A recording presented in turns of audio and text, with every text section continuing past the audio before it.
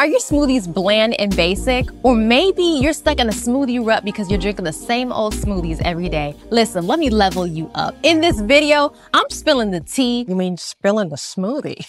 On how to make blends that are not just healthy, but so delicious, you'll actually crave them. Plus, I'll hook you up with pro tips to make your smoothies thick, creamy, and satisfying for smoothie bowls you'll have on repeat. By the way, if you're new here, my name is Melissa. I'm a health coach and holistic nutritionist, and I've been on this plant-based journey a little over 20 years now. And here on this channel, I share strategies and tips to improve your health through a plant-based lifestyle. I share videos for the plant-based newbie, recipes, and increasingly, I've been adding content about hair health. All of this so you can accomplish your God-given purpose without poor health standing in your way. So smoothies can legit be a lifesaver when you're short on time. They're a quick way to pack your nutrition, replace a meal, sneak in some greens, but it can be a little tricky if you don't know how to balance blood sugar. I'll walk you through all of that step by step so you can master the smoothie basics, and stick around to the end for a smoothie formula bonus to freestyle with any ingredients you got. And speaking of bonuses, I've created a free how to make the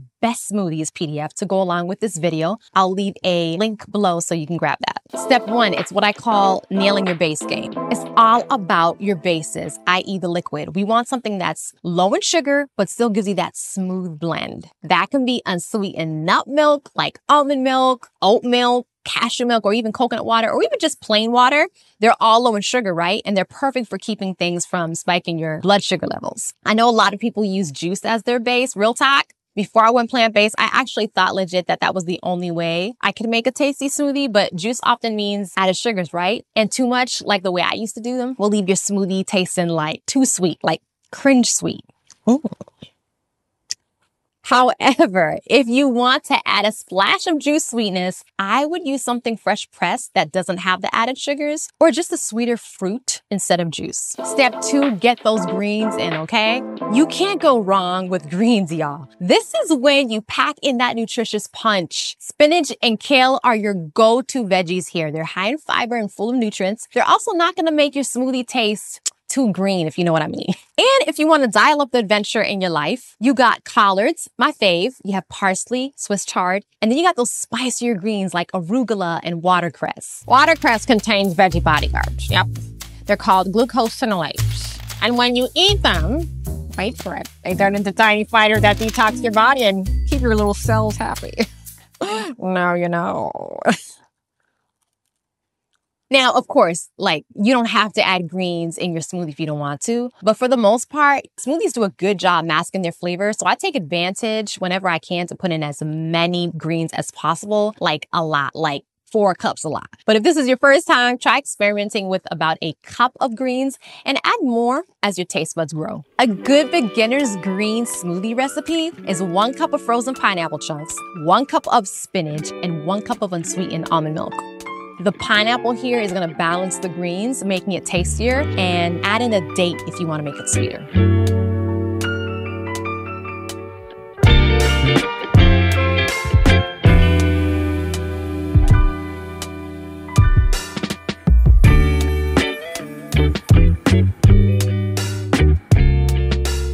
Pro tip, if the taste of greens is too much, start with baby spinach. It's got a milder flavor and it blends perfectly without that grassy vibe.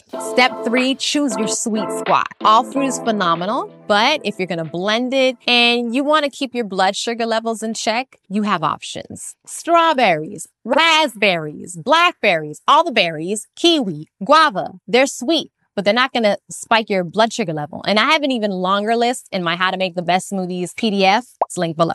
Now, if you're not too concerned about sweeter fruit, some yummy options are bananas, mangoes, pears, pineapples, red apples. And if you pair them with a healthy fat and protein like chia seeds, it'll help you keep those sugar levels steadier. Question, what's that one fruit that always takes your blend to the next level? Let me know. I have plenty. But raspberries do something that hit a little different these days. I'm serious. One smoothie recipe I'm loving right now is a mango raspberry coconut smoothie. Y'all, 1/2 cup of frozen mango chunks, 1/2 cup of frozen raspberries, and 1 cup of unsweetened coconut water.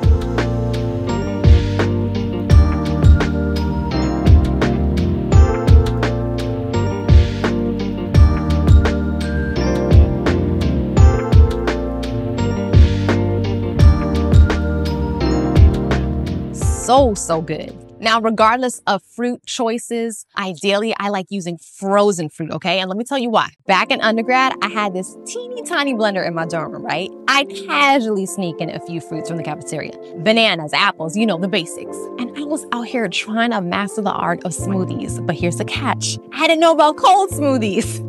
So I blend these things up and drink them warm like this was normal, which was normal for me. But the real kicker was that sometimes I serve these lukewarm concoctions to my friends and they drink it and we're like, nah, I'm good.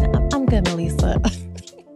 Now, obviously, not all your items have to be frozen, but the more frozen your items, the thicker and creamier your smoothie is going to be. And you might even save some friendships in the long run. I'm just saying. And might I add, you don't have to use ice to thicken your smoothie. A lot of people do, but when you have enough frozen ingredients, not only don't you need the ice, but the flavor stays popping because you ain't watering it down. Pro tip, if you miss the ice, but don't want to water your smoothie down, did you know that you can simply freeze your nut milk into cubes to replace the ice? Another pro tip, the next time you go shopping, buy several packs of frozen fruit, okay? Some good options are berries, strawberries, blackberries. You can get the mixed berries bag. Pineapples and cherries are also nice. The sky's the limit. The goal is to have a variety of options so you keep your smoothies yummy and thick. By the way, if this vid is blessing your smoothie game so far, it would mean so much if you showed some love and hit that like button.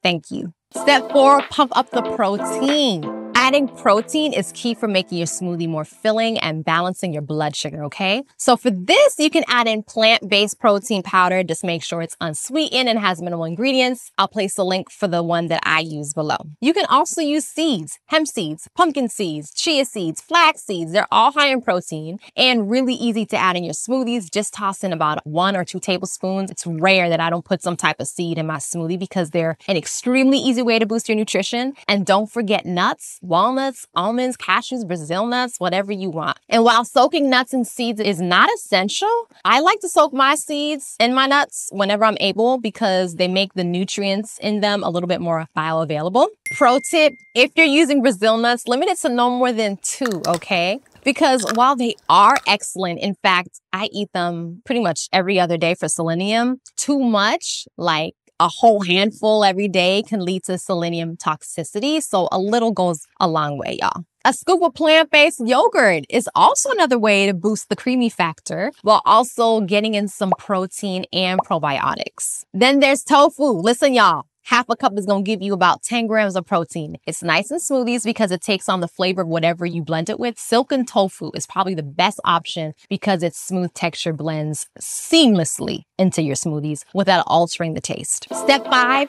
good fats. I'm going to give you some good vibes, all right? Don't sleep on the healthy fats. Avocado, flax seeds, or even a spoonful of nut butter can really add to that creamy texture while keeping you full and satisfied. Pro tip, use half of an avocado to thicken up your smoothie without overpowering the taste. So yummy. It's creamy, it's smooth, and it's full of those good fats your body needs. Step 5, extra. So if you want to take your smoothies to the next level, you can add in some extras. You can call these your boosters if you want. They create layers in your smoothies. They can be as simple or as complex as you want them to be. Flavor boosters are amazing for a yummy, unique smoothie and can be also used for health properties. So for flavor boosters, you got ground cinnamon, vanilla. My favorite is vanilla bean powder. A little goes a long way, by the way, and it gives you that authentic vanilla bean taste. You got cardamom for that peppery menthol taste. You can amp up the nutrition and flavor profile by adding things like fresh ginger and turmeric, by the way, excellent to decrease inflammation. You can also add vitamin C like fresh lemon juice or camu for its immune boosting power. You can also add medicinal herbs like ashwagandha for stress and anxiety, and moringa because it contains quercetin, which is great for cardiovascular health, by the way. Nettle leaf powder for extra iron. If you want to boost sweetness, you don't need sugar. 1 or 2 dates will do the trick. And if you want something chocolatey without the caffeine, you could even try carrot powder. You can also experiment with things like basil or mint or even floral extracts like rose water or orange water. Fancy. These are all gonna add some delicious complex flavors to your smoothies. Your smoothies don't have to be boring, okay? Have fun. Step 7, blend. Let's put it all together, okay? So in general, you're gonna start with your base, right? That's your liquid. Then you're gonna add your greens, followed by your fruit, then your protein, then your healthy fat, and then your flavor booster. Blend on low to start, gradually increasing the speed. And this is gonna help everything blend smoothly without overworking your blender. Pro tip. If your smoothie is too thick, add a splash of your base, some liquid. You want it thick, but not stuck in your blender, right? And if it's too thin, you just toss in a few more berries, for example, and you're good. All right, now let's get into this smoothie bowl action, all right? If you're making a smoothie bowl, it's all about the thickness. You want to follow the same steps, but use very little liquid. The goal is to use mostly frozen ingredients so you get that soft serve flow. But if you want a smoothie bowl that's almost like ice cream, you're looking at about 99% frozen ingredients. And again, as little liquid as possible. Now, there are 2 smoothie bowl blending methods I've tried. The tamper method, this is especially helpful for ice cream style smoothie bowls. Basically, you add in your ingredients, you turn your blender on low,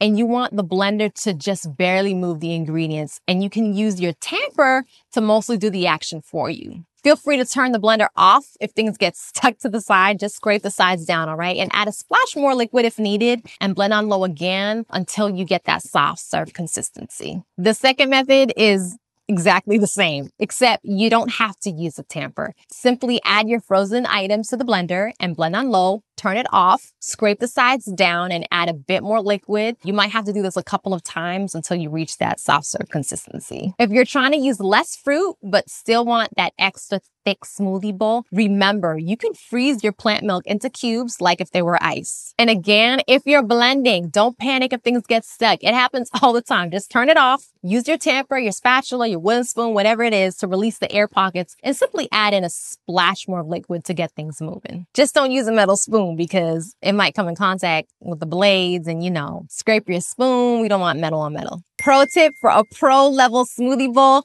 freeze your bowl for a few minutes before adding the smoothie. It helps keep everything thick and cold longer, topped off with a little drizzle of nut butter. Trust me, it's a game changer. Okay, let me give you a solid smoothie formula that lets you mix and match with any ingredients you like, okay? 1 cup of any unsweetened liquid, so your base, 1 cup of greens, 1 cup of frozen fruit. Berries are amazing if you're aiming for low glycemic. 1 to 2 tablespoons of protein, so nuts, seeds, or yogurt. 1 tablespoon of healthy fat. Nuts and seeds work for this, so if you already got nuts and seeds for protein, you already have the added fat. Or you can do a half an avocado for healthy fat to make it extra creamy. And optional is a half a teaspoon of an extra to give it a healthier profile, for example, like ginger or turmeric. This will make you a generous serving of about 16 to 20 ounces. And of course, feel free to add or take away whatever you'd like. And remember to grab your free smoothie guide linked below. I have all the measurements there for you, so don't miss out. If you're drinking smoothies to detox and fill nutrient gaps, I'd also recommend adding juicing to your routine. Think of juicing as the sister to smoothies, but with a twist. Juicing gives you a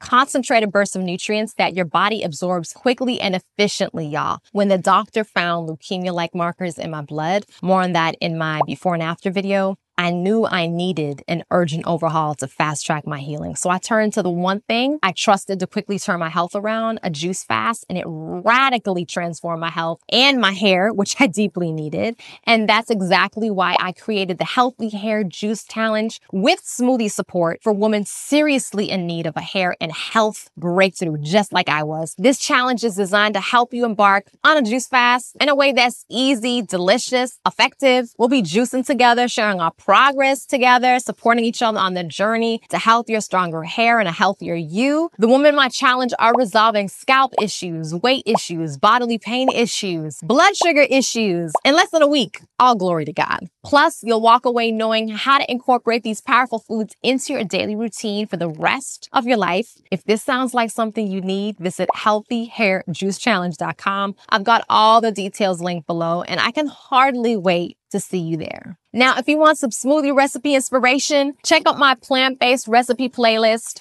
right here for my favorite smoothies and juices. Subscribe if you're feeling the vibe. I love y'all. Jesus loves you. I'll see you in the next one.